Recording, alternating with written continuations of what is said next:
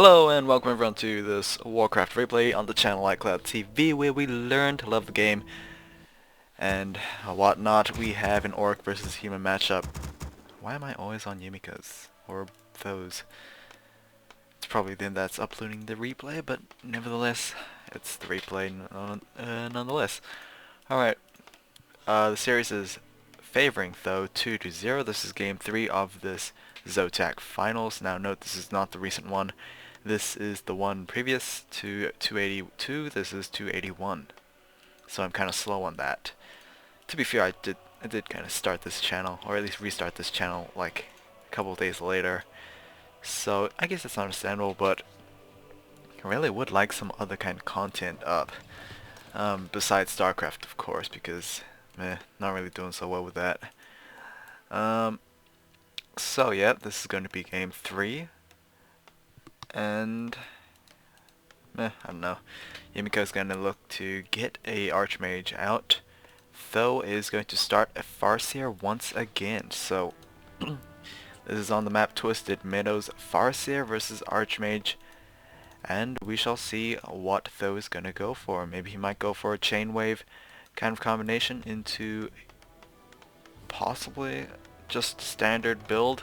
I can't imagine him going mass raiders again, but it was kind of, successful. Either way, Archmage will be making his appearance right there, and moving out, possibly with some militia. There we go. He is gonna go for this rock golem camp right here, which does frequently drop aura items. So hopefully Yumiko might get the better one. Hell, Scourge Bone Chimes, War Songs, or hell, just a Flare of Accuracy would be beneficial for a human player.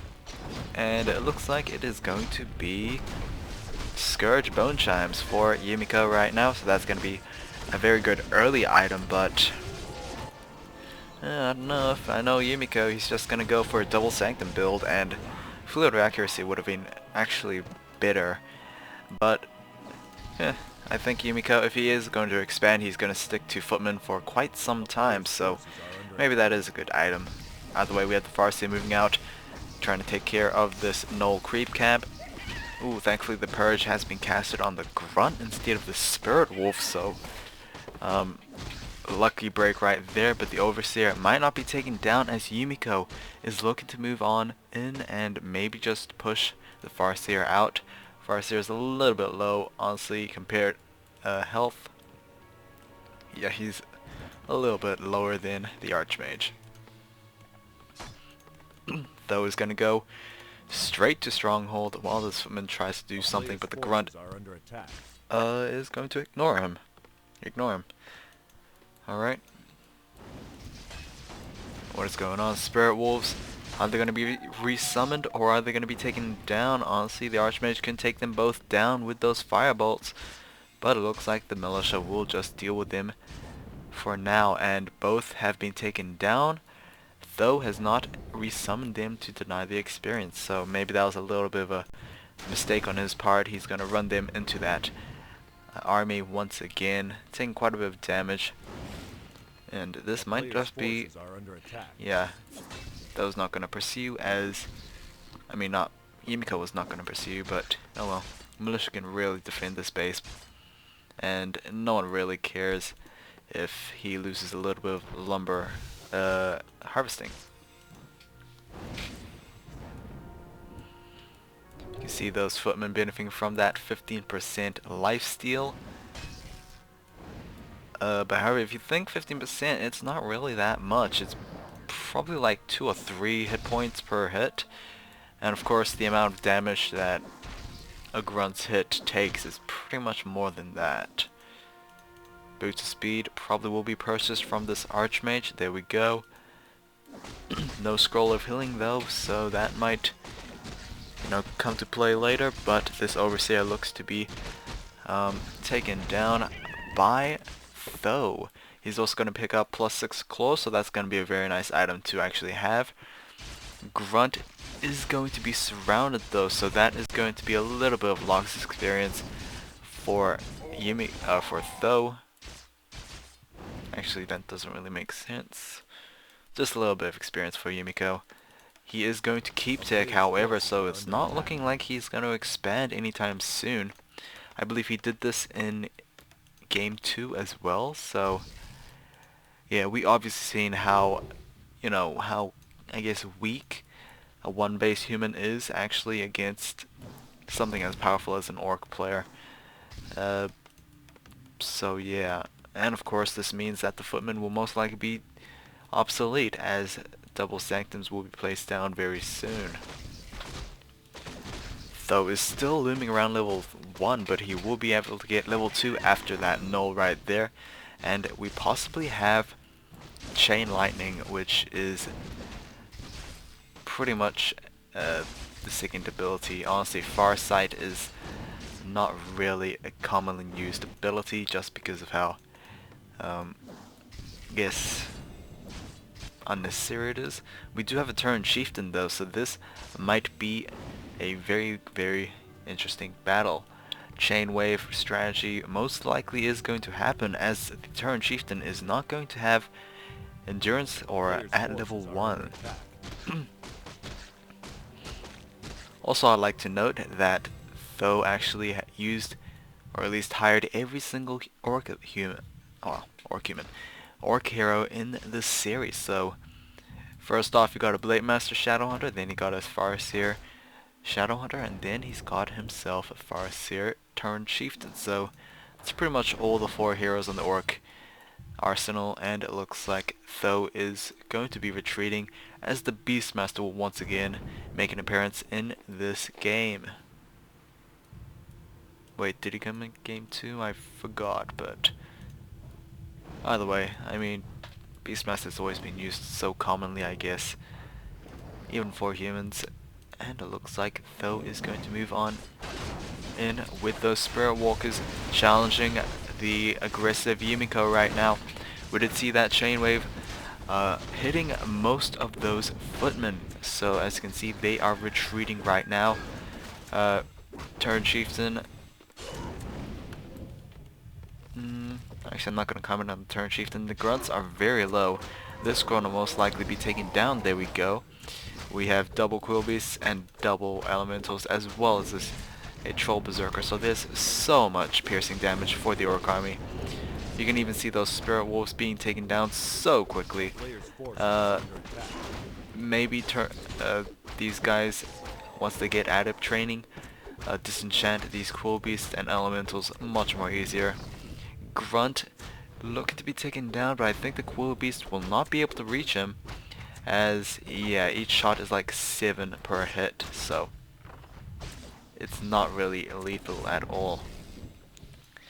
So it looks like Yumiko will be forced to retreat. He is moving quite a bit of militia right here, and he's gonna clear out this mercenary camp.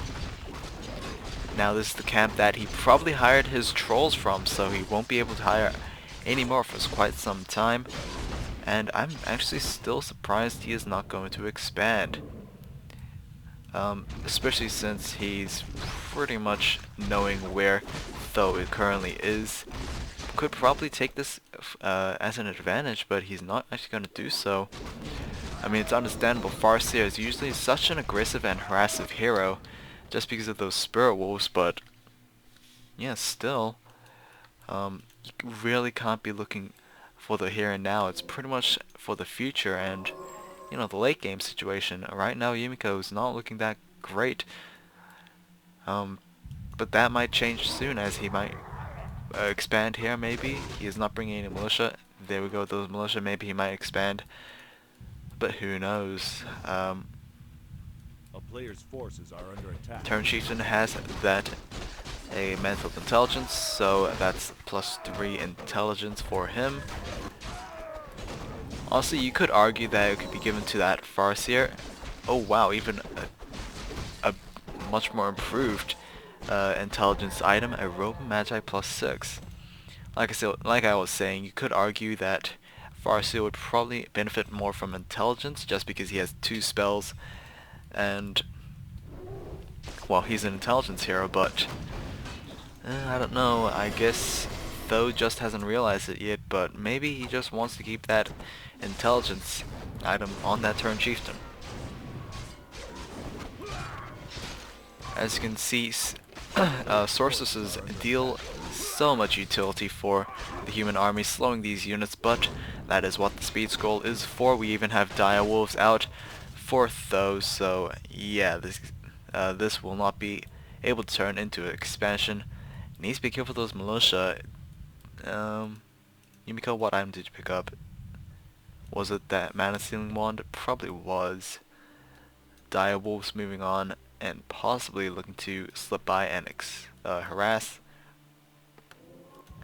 But that's just what I think. Turn Chieftain's going to start her creeping out this null creep camp right here. The dire wolves looks like they will be resummoned. Yes, indeed, it will be resummoned. What was that? Gloves of Haste? Hasn't picked up, so it probably will be given to that Farseer, otherwise he will just sell it for that extra gold.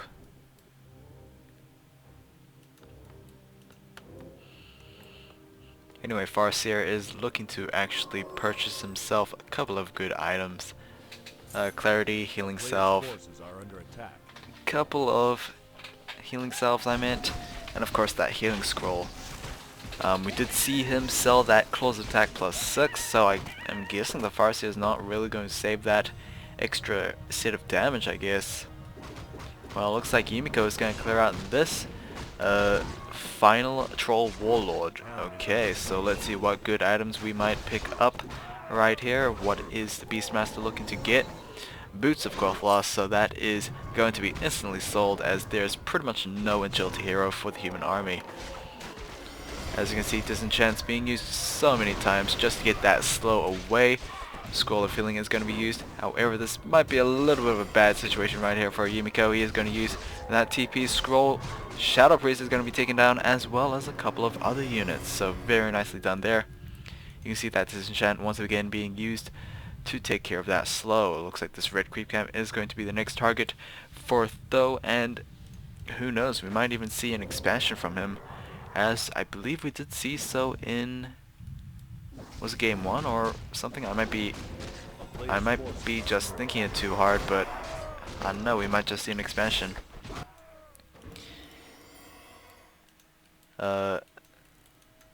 Giving visibility to the summoned units. As you can see, it's not really an uncommon playstyle. It's just, you know, gives more opportunity for harassment, just because they can just slip by. Orcs generally don't wall off, so they can just, you know, slip by right here and then just deal as much harassive damage as they can. It looks like this peon is also moving on in, so we are indeed going to see an expansion for Tho.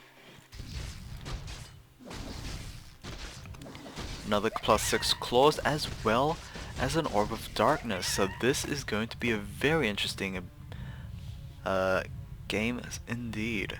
Orb of Darkness, if you don't know, is kind of unique, as well, one, it's pretty much the only orb item that gives +6 damage, and of course that has a special unique I guess effect. If you kill a unit with that Orb of Darkness user, you will be able to summon skeletal warriors, which are basically I believe level 1 skeletons from the Dark Arrow effect of the Dark Ranger. And yeah, that's pretty much it. However, Farseer did go ahead and sell that close attack +6, so, well, a little bit disappointed. Honestly, Farseer would have gone more easier killing blows with that Orb of Darkness. I believe you need to have killing blows for that to actually take effect. Yeah, it needs to be the killing blow if a dark minion wants to be created. And they can last quite a bit, about a minute and a quarter. A player's forces are under attack. By the way, what is this? It's a hawk. Very nice. But is the hawk actually going to spot this expansion? Not sure if it was in time. It was not, so Yumiko does not know about that expansion. That's going to be a little bit bad. You can also see these raiders coming into the play. You can see there's a lot of Spirit Walkers, but not enough Raiders. I'm not sure if that's a wise decision, but I don't know. Might see another invisibility cast right there, maybe. There we go, invisibility on that Thunderhawk as well. So the Thunderhawk can actually attack ground units with that magic type. Town is under siege. So yeah, nicely obtained right there.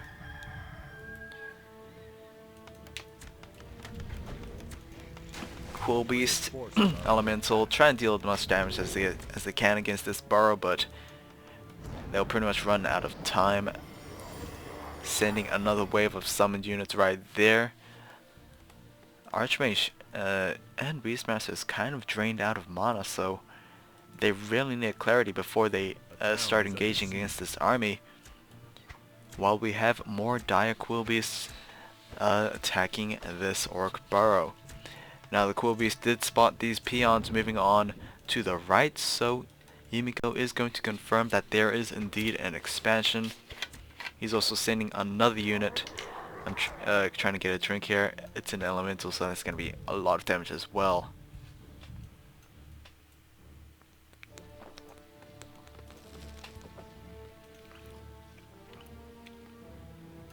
A town is under siege. A player's forces are under attack.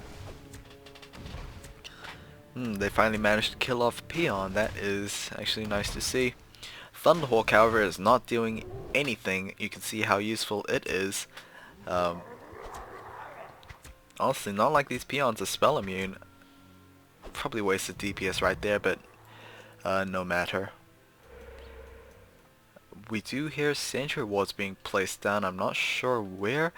Oh, we have a Troll Witch Doctor in the army, but it looks like he's just going to be picked off right here, as he is no longer useful. Unfortunate. Very unfortunate. I'm actually surprised that Tho actually went ahead and invested on Witch Doctor trainings. So, yeah, that might be a thing. Honestly, we haven't seen Witch Doctors in quite some time. A town is under siege.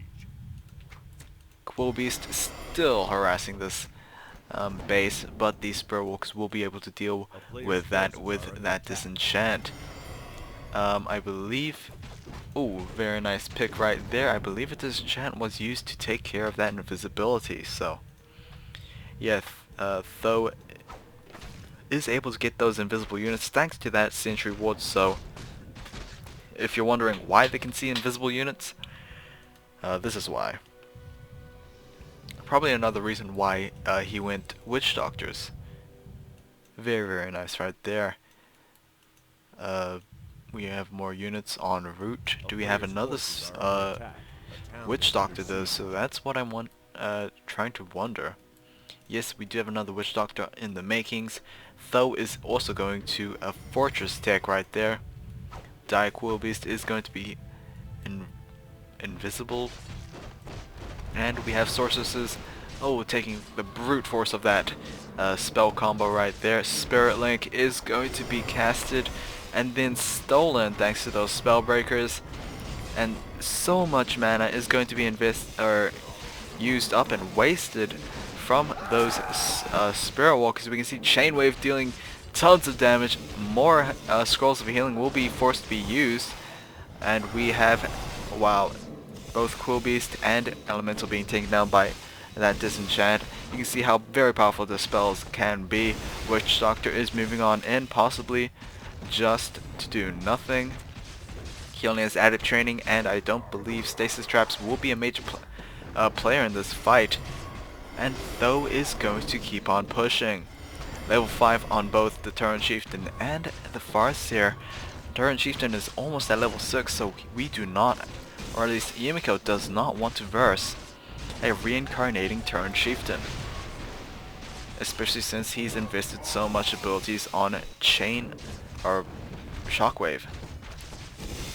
Either way, Spellbreaker is still stealing that Spirit Link for the human army, but Yumiko is just slowly being battered by the Orc army here. Feedback damage on those Spirit Walkers. This guy will probably die. Oh, he's going to live with 11 health. Very lucky right there. And Tho is going to retreat with that TP scroll. That was pretty much a prolonged TP, in my opinion. Disenchant also taking care of any slows that has been casted. Yumiko placing a concave of towers right over here. He might go ahead and expand maybe. He is going to move probably the 5 most wounded peasants in the base to go and expand. We also have these summoned units trying to deal as much harassive damage as they can. This cool beast will be taken down, and disenchant maybe. There we go. Just to, you know, make sure that no lost effort was has occurred actually. And this squirrel beast is going to be ensnared and taken down. Luckily, Tho is really nearing level 6. Obviously, you can't gain any more experience after level 5, so that's generally why you don't see that many level 6 heroes in Warcraft 3 professional games.